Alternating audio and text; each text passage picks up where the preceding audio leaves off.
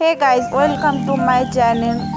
সবাই কেমন আছো? আশা করি সকলে ভালো আছো। তো চলো আজকে আমি একটা রেসিপি শেয়ার করি। এখানে আমি নিয়ে নিয়েছি পেঁয়াজ, কাঁচামরিচ, রসুন, লবঙ্গ, ইলাচি, মৌরি আর জিরে। তো চলো এগুলি আমি এখন পেস্ট করে নেব।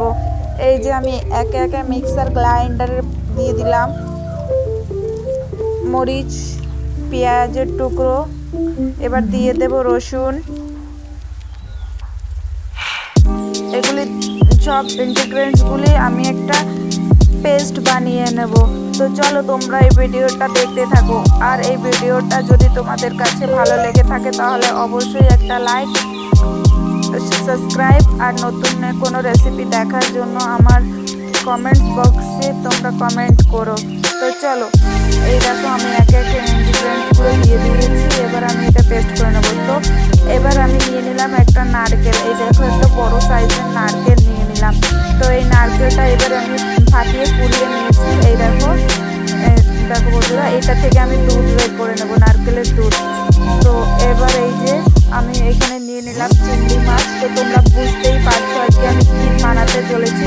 আর এইখানে এই রেসিপিটা বানাতে যা যা ইনগ্রিডিয়েন্টস লাগবে সেগুলি আমি নিয়ে নিলাম। এখানে লঙ্কার গুঁড়ি, লবণ, এইখানে তোমাদের যদি ফ্রেশ ক্রিম থাকে তো তোমরা ফ্রেশ ক্রিম নিতে পারো, বা দুধের উপরে যে মালাইটা পড়ে সেটা নিতে পারো। এখানে এই যে মশলা পেস্ট বানিয়ে নিয়েছি, ওইখানে আছে হলুদের গুঁড়ো আর বাটিতে আছে নারকেলের দুধ। তো চলো দেখতে থাকো তোমরা। এবার এখানে আমি একটা টিফিন কৌটো নিয়ে নিলাম। তো এর মধ্যে আমি একে একে চিংড়ি মাছগুলো দিয়ে দেবো। তোমরা গেস করে বলো তো কমেন্ট বক্সে যে আজকে আমি কী রেসিপি বানাতে চলেছি। তো চলো একে একে ইনগ্রিডিয়েন্টসগুলো এই যে আমি একটা টিফিনের মধ্যে নিয়ে নিলাম। এবার এর মধ্যে দিয়ে দেবো পরিমাণ মতো লবণ। দেখো বন্ধুরা, আমি দিয়ে দিলাম পরিমাণ মতো লবণ। এবার এর মধ্যে দিয়ে দেবো এর গুঁড়ো। তোমরা তোমাদের পরিমাণ মতো দিয়ে দিও ইনগ্রিডিয়েন্টসগুলি। তো এখানে আমি হলুদের গুঁড়ো দিয়ে দিলাম।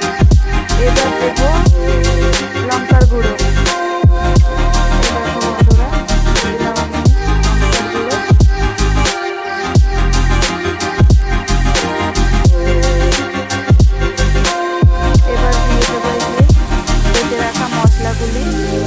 এখানে সব কাঁচা মশলাগুলি বেটে নিয়েছি আমি।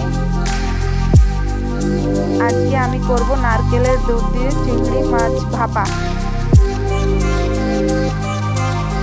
এবার এইগুলো একটু ভালো করে মিক্স করে নিতে হবে।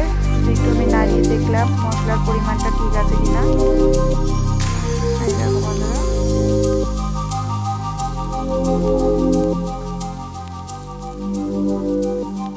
আমি এই রেসিপিটা এই টিফিন কৌটোতে করেই বানাবো। এই যে আমার এবার এটা মিলানোর পরে এর মধ্যে দিয়ে দিলাম আমি সর্ষের তেল।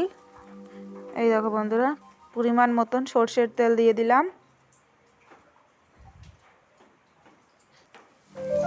যারা এই রেসিপিটা জানো তারা অবশ্যই দিয়ে দিলাম। এবার দিয়ে দেবো এর মধ্যে নারকেলের দুধ। তোমরা বড়রা যারা এই রেসিপিটা জানো, যদি কোনো ভুল টুল হয়ে যায় তাহলে তোমরা কমেন্ট করে জানিও। আর যারা ছোটরা রয়েছে, নতুন নতুন বিয়ে করেছো বা তোমরা যদি রান্না করতে যাও তাহলে তোমরা অবশ্যই একবার ট্রাই করো। এবার এর মধ্যে আমি ফ্রেশ ক্রিম দিয়ে দিলাম, ফ্রেশ ক্রিম বা দুধের মালাই। এবার এইটা ভালো করে মেখে নিতে হবে। এই দেখো এটা আমি ভালো করে মাখিয়ে নিচ্ছি। আমি এই রান্নাটা এই টিফিন কৌটোটাই করবো, তাই এই চিংড়ি মাছগুলো এই কৌটোর মধ্যেই আমি সব মশলাগুলো দিয়ে মাখিয়ে নিলাম। চলো এই দেখো মাখানোর পরে এরকম দেখতে হয়েছে। এবার আমি এই যে গ্যাসে টিফিন বাটিটা বসিয়ে দিয়েছি। এইটা একদম মিডিয়াম ফ্লেমে হবে, যেহেতু এই দেখো এবার এটা গ্যাস এই যে আমার হয়ে গেছে। এখানে এই দেখো গ্রেভিটা